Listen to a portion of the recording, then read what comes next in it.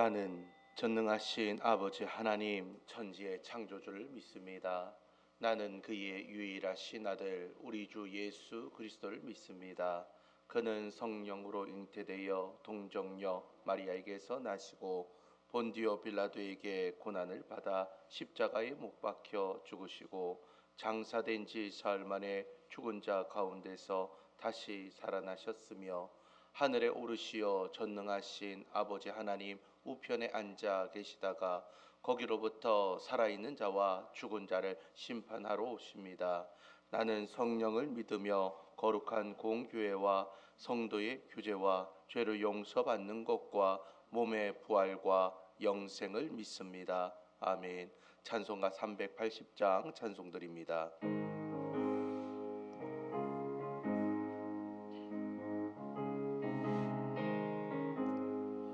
나의 생명 되신 주님 앞에 나갑니다. 주의 흘린 보혈로 정케하사 받아주소서. 날마다 주를 찬송하겠네. 주의 사랑 줄로서 나를 굳게 잡아 매소서. 외로운 세상 지낼 때 나를 인도하여 주소서. 주를 믿고 나가면 나의 길을 잃지 않겠네. 날마다 주를 찬송하겠네. 주의 사랑 줄로서 나를 굳게 잡아 매소서. 세상 살아갈 때에 주를 더욱 사랑합니다.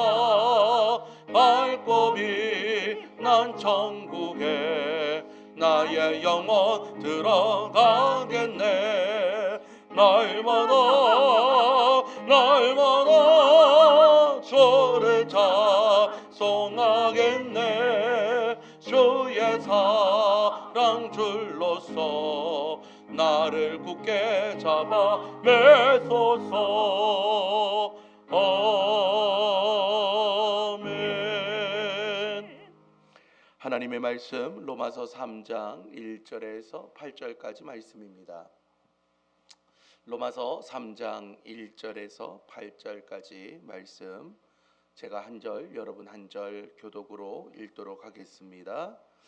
그런즉 유대인의 나음이 무엇이며 할례의 유익이 무엇이냐? 법사에 많으니 우선은 그들이 하나님의 말씀을 맡았음이니라. 어떤 자들이 믿지 아니하였으면 어찌하리요? 그 믿지 아니함이 하나님의 미쁘심을 패하겠느냐? 그럴 수 없느니라. 사람은 다 거짓되되 오직 하나님은 참되시다 할지어다. 기록된 바 주께서 주의 말씀에 어렵다 함을 얻으시고 판단받으실 때에 이기려 하심이라 함과 같으니라. 그러나 우리 불의가 하나님의 의를 드러나게 하면 무슨 말하리요? 내가 사람의 말하는 대로 말하노니 진노를 내리시는 하나님이 불의하시냐? 결코 그렇지 아니하니라. 만일 그러하면 하나님께서 어찌 세상을 심판하시리요?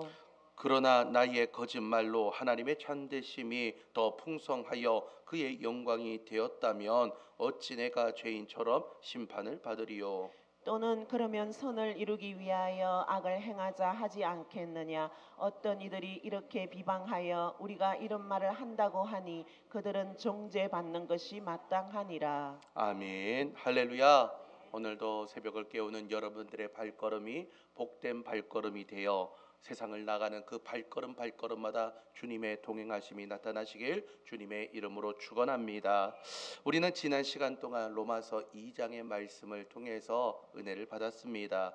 이 로마서 2장의 말씀이 무엇입니까? 하나님의 백성으로 선택받은 이 유대인들이 그들이 가지고 있는 율법과 할례를 통해서 진짜 이제는 하나님의 나라에 들어갈 수 있는가? 거기에 대한 물음과 그 답을 이야기하는 것이 로마서 2장의 이야기입니다. 여러분 생각해 보십시오. 이들이 율법을 가지고 있고 할례라는 하나님의 백성의 증거를 가지고 있지만 사도 바울은 그것만으로 이들이 하나님 나라에 들어갈 수 없다라고 그렇게 결론적으로 이야기를 하고 있다라는 것이죠. 그리고 오늘 본문의 말씀은요, 바울이 유대인들의 이러한 반발과 질문을 이렇게 반복을 하면서 그 질문에 대한 답을 스스로 다시 한 번 더 하게 되면서 하나님이 과연 어떤 분이신가, 하나님의 성품은 무엇인가, 그렇게 이야기를 하고 있습니다. 오늘 말씀을 통해서 우리가 알아야 되는 것은 지금 하나님께서 어떤 분이신지 정확하게 알아야 우리의 신앙을 그 맞추어서 정확하게 나갈 수 있다라는 것이죠. 오늘 본문의 말씀을 통해서 하나님이 어떤 분인지 다시 한 번 더 정확히 알아내면서 하나님의 성품을 닮아갈 수 있는 저와 여러분이 되시길 주님의 이름으로 축원합니다. 자, 오늘 말씀을 보면요, 우리에게 가장 주어진 큰 특권이 있음을 말해주는데 바로 하나님의 말씀이라는 겁니다. 우리 1절의 말씀 함께 읽도록 하겠습니다. 그런즉 유대인의 나음이 무엇이며 할례의 유익이 무엇이냐. 아멘. 자, 마음의 할례가 진짜라면 겉으로 유대인인 것이 무슨 소용이 있는가 지금 물어보고 있는 겁니다. 유대인이라는 것, 오늘 다른 말로 우리가 그리스도인이라는 것에 대해서 그게 무슨 소용이 있는가라고 물어보는 것이죠. 이에 대해서 바울은 2절에 이렇게 대답합니다. 2절 말씀 함께 읽겠습니다. 범사에 많으니 우선은 그들이 하나님의 말씀을 맡았음이니라. 아멘. 자, 바울은요, 유대인으로 태어난 것 이것이 유익이 없다라고 말하지 않습니다. 엄청나게 유익이 많다라고 이야기합니다. 그 중에서 가장 으뜸되는 특권이 무엇입니까? 말씀을 맡은 자다라고 말하는 것이죠. 여기서 말씀은요, 이 단어의 뜻이 무엇이냐? 헬라어의 원어의 뜻은 왕의 어명, 절대적 진리를 이야기할 때에 이 말씀이라는 단어를 사용을 하였습니다. 세상의 그 어떤 민족도 창조주 하나님의 직접적인 계시와 율법을 그리고 구원자의 약속이 담긴 말씀을 받아내지 못하였지만 누가 받아냈습니까? 바로 유대인들이 받아냈다라는 것이죠. 그리고 그 말씀을 이제는 지키고 전수하는 데에 그 사명이 있는 자들이 바로 유대인들이었습니다. 하지만 그들은 그 말씀을 그렇게 지켜내야 되면서 그 말씀을 받아내고 그 말씀 가운데 살아야 되지만 온전히 살아가지 못했다라는 것이죠. 그래서 그들 가운데에 온전한 말씀대로 살아가지 못하는 인생들 때문에 그들의 삶 가운데에 고난이 오고 아픔이 일어났음을 이야기하고 있습니다. 그리고 오늘 세상은요, 우리 가운데 물어보는 것이죠. 오늘 또 다른 말씀을 맡은 자들이 일어났는데 바로 저와 여러분 같이 그리스도인들을 의미하는 겁니다. 세상 사람들이 우리에게 묻지 않습니까? 예수 믿으면 떡이 나옵니까? 밥이 나옵니까? 예수 믿으면 뭐가 좋습니까? 아니, 예수 믿는다고 하는데 병에 걸렸고 이제는 아픔도 찾아오고 물질의 어려움도 있고 사람 간의 갈등도 있는데 그렇게 힘들고 어려운데 왜 주일마다 가서 예배드리고 거기에 헌금까지 내면서 수고까지 하면서 그렇게 살아가고 있습니까? 세상 사람들이 물어볼 수 있다라는 것이죠. 이러한 질문 가운데 여러분 어떻게 대답할 수 있겠습니까? 오늘 그리스도인으로서 우리에게 주신 특권이 있다라는 겁니다. 바로 하나님의 말씀이 임한다라는 것이죠. 할렐루야. 여러분들에게 주일마다 드려지는 하나님의 말씀의 그 약속을 붙잡으시길 바랍니다. 새벽마다 선포되는 하나님의 약속을 붙잡으시길 바랍니다. 이것이 우리에게 큰 특권이라는 거예요. 하나님의 말씀을 읽을 수 있고 하나님의 말씀을 들을 수 있는 그 은혜의 특권을 우리가 가벼이 여겨서는 안 된다라는 것이죠. 세상은 그냥 교회 댕기는 걸로 끝나는 거지만 그들이 바라봤을 때 정말 어리석은 것처럼 보이고 헛된 것으로 보여지지만 우리가 믿는 사람들에게는 이 약속의 말씀을 붙잡을 수 있고 그 말씀을 소망할 수 있고 그 말씀대로 행할 수 있는 은혜의 시간을 여러분 소중히 여기면서 이 특권의 주인공들 되는 저와 여러분들이 되시길 바랍니다. 이것이 가장 큰 특권이고 은혜라는 것이죠. 자, 두 번째는요, 나의 불신실함이 하나님의 신실하심을 피할 수 없다라는 것이죠. 유대인들의 두 번째 반발이 3절에 나옵니다. 3절 말씀 함께 읽겠습니다. 어떤 자들이 믿지 아니하였으면 어찌하리요? 그 믿지 아니함이 하나님의 믿으심을 배하겠느냐. 아멘.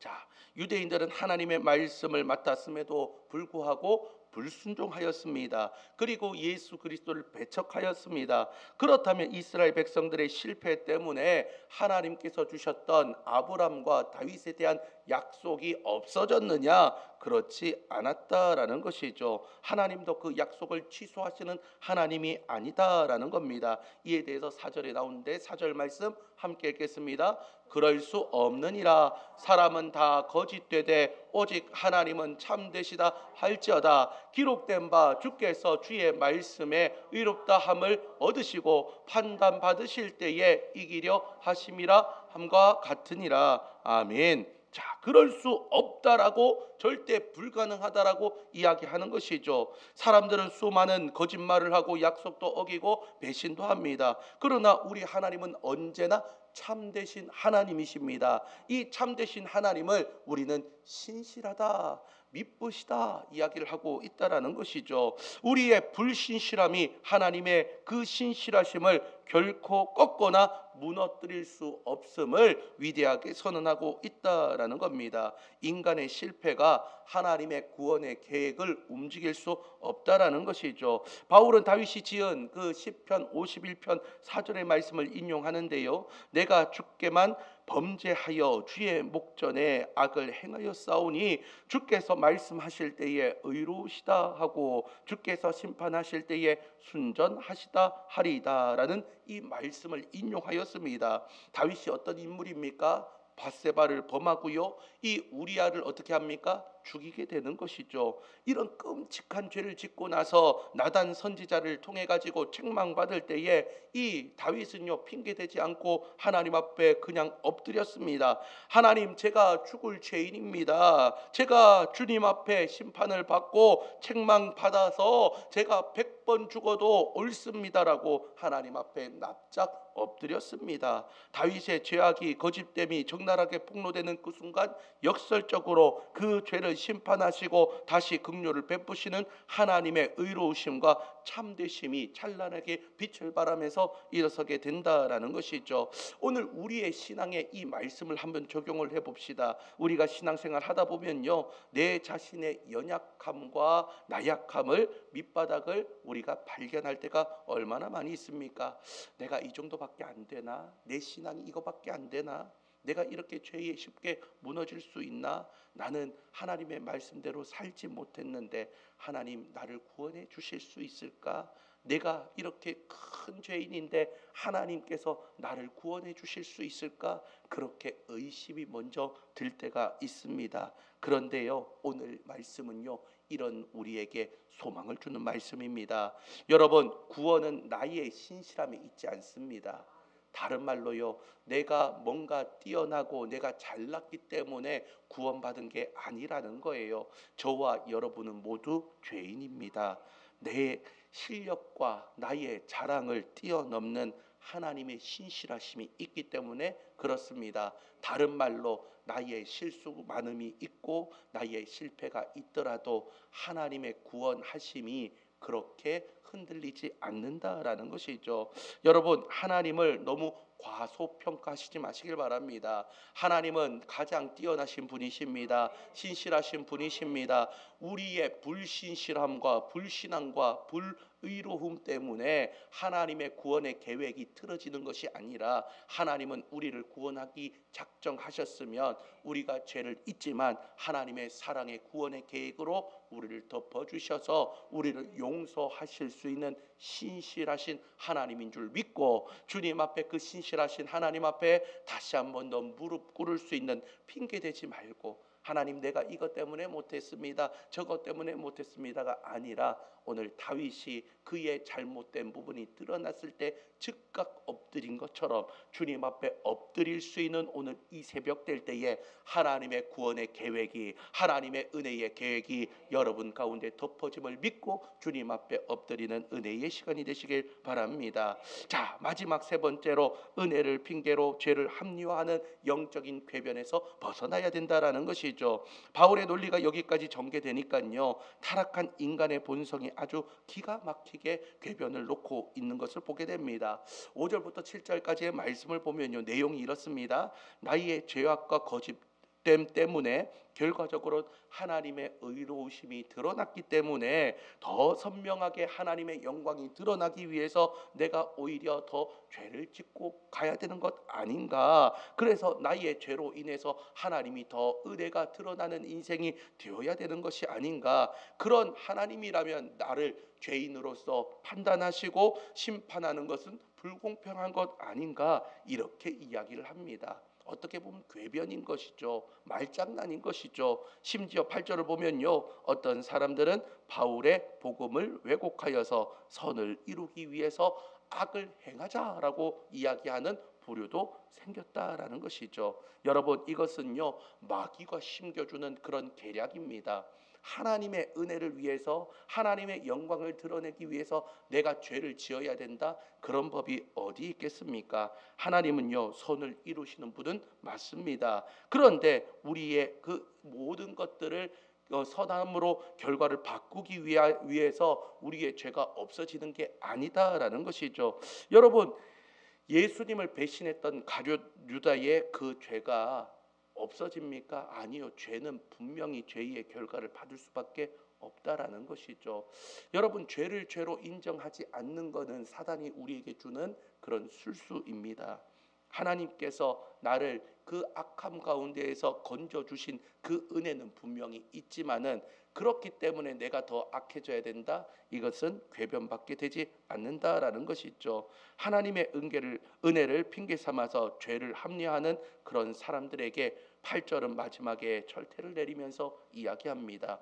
그들은 정죄받는 것이 마땅하니라. 그들은 정죄받는 것이 마땅하니라. 하나님께서 그런 궤변 가운데에 숨어 계시는 분이 아니라 사단이 주는 그런 마음이 우리 가운데에 있다면, 오늘 다시 한 번 더 하나님이 어떤 분인지 여러분들 정확하게 알아야 됩니다. 죄는요 반드시 그 죄의 값을 받을 수밖에 없습니다. 용서의 부분하고 또 다른 문제입니다. 죄를 지었잖아요. 하나님 용서해 주십니다. 근데 용서는 용서로 끝나는 거지만 죄의 결과에 대한 값은 분명히 받아내시는 하나님입니다. 자, 다윗이 죄를 범죄하였습니다. 죄를 범죄하고 용서하셨지만 죄에 대한 그 값은 반드시 받으셨어요. 오늘 그것을 우리가 깨달아야 됩니다. 하나님은 사랑의 하나님이니까 이 정도 눈 감아 주시겠지, 구렁이 담 넘듯이 스리슬쩍 넘어가시겠지. 아니요. 죄에 대한 결과의 값은 우리 가운데 물으신다라는 거예요. 용서는 하시죠. 그러나 그 결과값은 반드시 하나님께서 받으시기 때문에 우리는 죄와 친구가 될 수 없고 죄를 지으려고 살아가서도 안 된다라는 겁니다.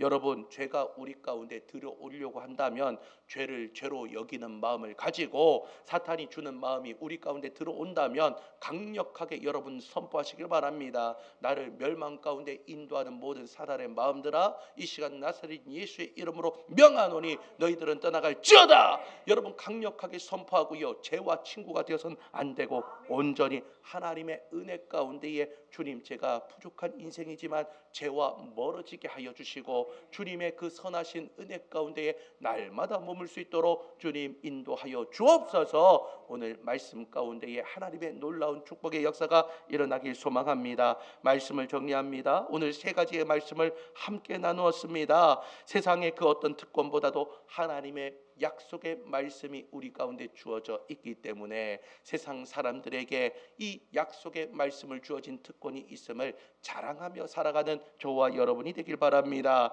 두 번째는 나의 연약함과 실패 속에서도 나를 끝까지 붙들어 가시는 하나님의 변함없는 신실함이 있음을 믿고, 나의 불신실함 때문에 하나님의 구원의 계획이 틀어지지 아니하며 내가 능력이 있어서 내가 구원받는 인생이 아니라 하나님의 신실함 때문에 오늘도 내가 구원받았습니다라는 그 은혜가 우리 가운데 일어나길 소망합니다. 마지막으로 하나님의 은혜를 핑계로 죄를 합리화하며 그 영적인 궤변 안에 숨어 있는 것이 아니라, 오늘 사단이 주는 마음은 이제는 예수의 이름으로 물리치시고 죄를 죄로 여기면서 죄와 멀어지는 인생이 되어 하나님의 은혜의 백성이 될 수 있는 저와 여러분이 되시길 주님의 이름으로 축원합니다.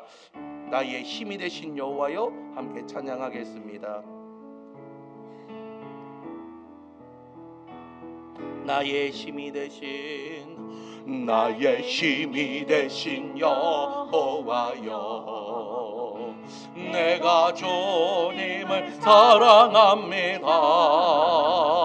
주는 나의 반석이시며 나의 요새시라. 주는 나를 건지시는 나의 주, 나의 하나님, 나의 피할 바위시요 나의 방패시라. 나의 하나님, 나의 하나님, 구원의 뿌리시요 나의 산성에, 나의 하나님, 나의 하나님,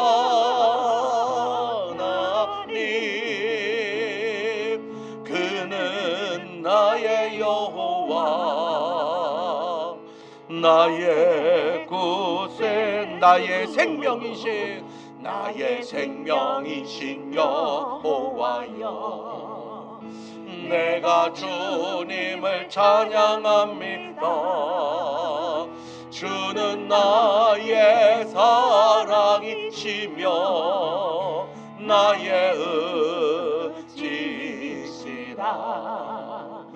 주는 나를 이끄시어 주의 길 인도하시며 나의 생의 목자 되시리. 내가 따르리. 나의 하나님, 나의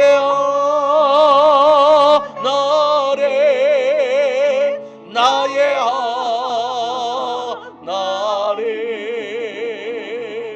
생명의 면류관으로 내게 세워서 고백합니다. 나의 하나님, 나의 하나님, 그는 나의 여호와, 나의 구세주. 아멘. 사랑과 은혜가 많으신 하나님 아버지, 오늘 말씀을 통하여 다시 한 번 더 깨닫습니다. 그리스도인의 특권이 말씀에 있음을 알게 되었습니다. 이 말씀을 꼭 붙잡고 세상과 구별된 인생 될 수 있도록 은혜 더하여 주옵소서. 하나님의 연약함 가운데에, 하나님 나의 연약함 가운데에, 나의 실패 가운데에 하나님의 구속하심과 하나님의 신실하심이 영향이 주는 것이 아니라, 온전히 하나님 신실하시기 때문에 내가 연약하여도 구원하실 수 있는 은혜의 주님인 줄 깨닫고 하나님의 신실하심을 찬양하며 나가는 귀하고 복된 삶 될 수 있도록 은혜 더하여 주옵소서. 하나님의 은혜를 핑계로 죄를 합리화하고 죄와 가까이 하려고 하는 영적인 궤변은 떠나가게 하여 주시고 죄를 죄로 여길 수 있는 마음을 통하여 하나님 앞에 다시 한 번 더 온전히 설 수 있는 은혜의 삶이 되게 하여 주셔서 오늘도 다시 한 번 더 주님의 은혜에 가까이 나갈 수 있는 우리의 삶이 될 수 있도록 도와주옵소서. 죄를 가까이 하게 만들고 하나님의 음성을 듣지 못하게 만드는 악한 사단의 영역들아, 이 시간 나사렛 예수의 이름으로 명하노니